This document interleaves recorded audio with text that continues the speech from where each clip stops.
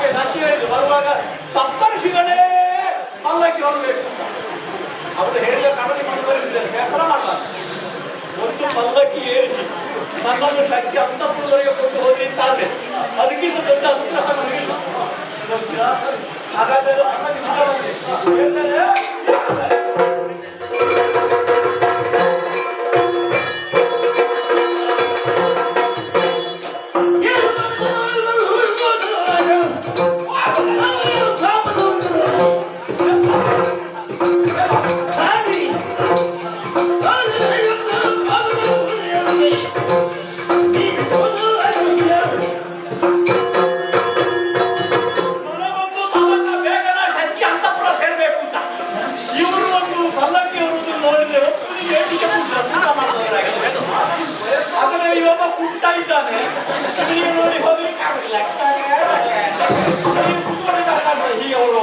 ಅವರೆಲ್ಲ ಎತ್ತರ ಇದ್ದಾರೆ.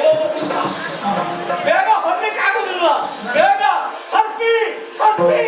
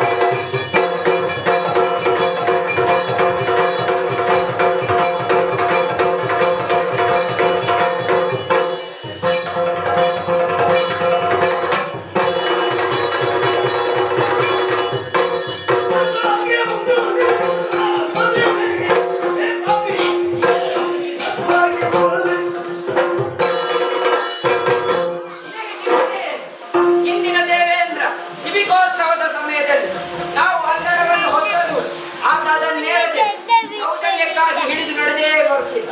ಆದರೆ ನೀನೇನು ಮಾಡಿದ? ಯಾರಿದ್ದು ಮಾತ್ರವಲ್ಲದೆ ನನ್ನನ್ನು ದುಡಿದೆಯ ಸರ್ಪಿ ಸರ್ಪಿ ಎಂದು ಹೇಳಿ ದುಡಿದ ನೀನು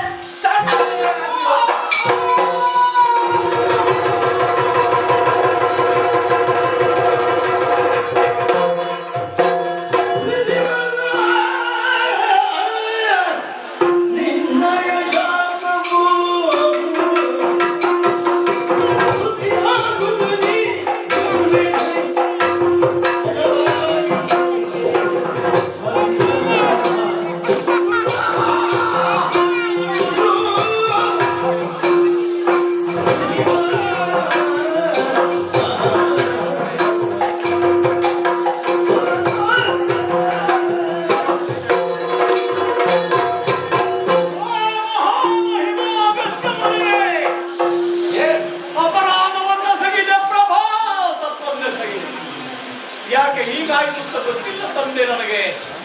ಭೂಲೋಕದಲ್ಲಿ ನಾನು ಚಕ್ರವರ್ತಿ ಆಗಿರುವಂತಹ ಕಾಲಕ್ಕೆ ಎಷ್ಟೋ ಮಂದಿ ಋಷಿ ಜನರ ಸೇವೆಯನ್ನು ಮಾಡಿ ಅವರ ಅನುಗ್ರಹಕ್ಕೆ ಪಾತ್ರನಾದನು. ದೇವಲೋಕಕ್ಕೆ ಬಂದೆ ದೇವೇಂದ್ರನಾದ ಎಂಬಂತಹ ಅಹಂಕಾರದಿಂದ ಶಶಿ ಅಂತಃಪುರವನ್ನು ಸೇರಬೇಕೆಂಬಂತಹ ತವಕವೇ ನನಗಿತ್ತು. ಮೇನೆಯನ್ನು ಹೊತ್ತವರು ಸಪ್ತರ್ಷಿಗಳು ಮಹಾದೇವರ್ಷಿಗಳು ಎಂಬುದನ್ನು ಯಾಕೆ ಮರಕ್ಕೆ ಅಂತ ಅರ್ಥವಾಗುವುದಿಲ್ಲ. ವಿಧಿ ಎನ್ನಬೇಕು ತಂದೆ. ಧನವಾದಂತಹ ನಿಮ್ಮನ್ನು ಎಡಗಾಲಿಂದ ತುಳಿದು ಅಪರಾಧವೇ. ಆದರೆ ಸರ್ಪಿ ಸರ್ಪಿ ಎಂಬ ಹಾಗೆ ನಾನು ಬೇಗನೆ ಸರಿ ಸರಿ ಸರ್ಪವೇ ಆಗಿ ಹೋಗುತ್ತೆ. ಶಾಪ ಕೊಟ್ಟೆಯಲ್ಲ ಮಾಡಿದ ತಪ್ಪಿಗೆ ಶಿಕ್ಷೆಯನ್ನು ಆಯಿತು. ಆದರೆ ನಿನ್ನಲ್ಲಿ ಬೇಡುತ್ತಿದ್ದೇನೆ ತಂದೆ, ಇನ್ನಿರುವಂತಹ ಶೇಷಾಯುಷ್ಯವೆಲ್ಲವೂ ನಾನು ಸರ್ಪವೇ ಆಗಿರಬೇಕೆ? ಅದು ಅಲ್ಲ ತಾನೇ ಸರ್ಪದ ದೇಹದಿಂದ ನನಗೆ ಮುಕ್ತಿಯಾದರೂ ಇದೆಯೇ ಪ್ರಭಾ?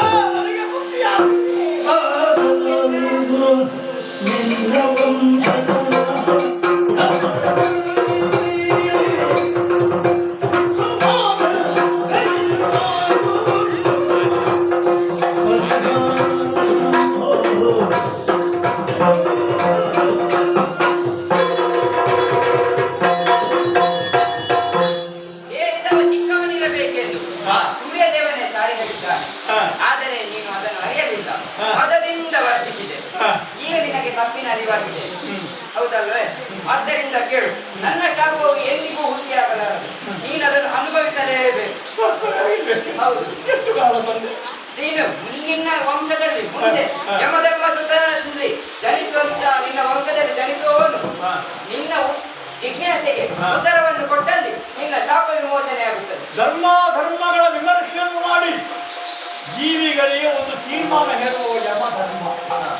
ಅವನ ಅನುಗ್ರಹದಿಂದ ಹುಟ್ಟಿ ಬರುವಂತಹ ಯುಧಿಷ್ಠಿರ ಅವ ಹುಟ್ಟಿ ಬರಲಿಕ್ಕೆ ಎಷ್ಟು ಕಾಲ ಬೇಕು? ಆ ಕಾಲದ ಶುಭ ಪ್ರತೀಕ್ಷೆಯಲ್ಲಿ ನಾರಾಯಣ ಸ್ಮರಣೆ ಮಾಡುತ್ತಾ ಕಾಲ ಕಳೆಯಿದ್ದೇನೆ.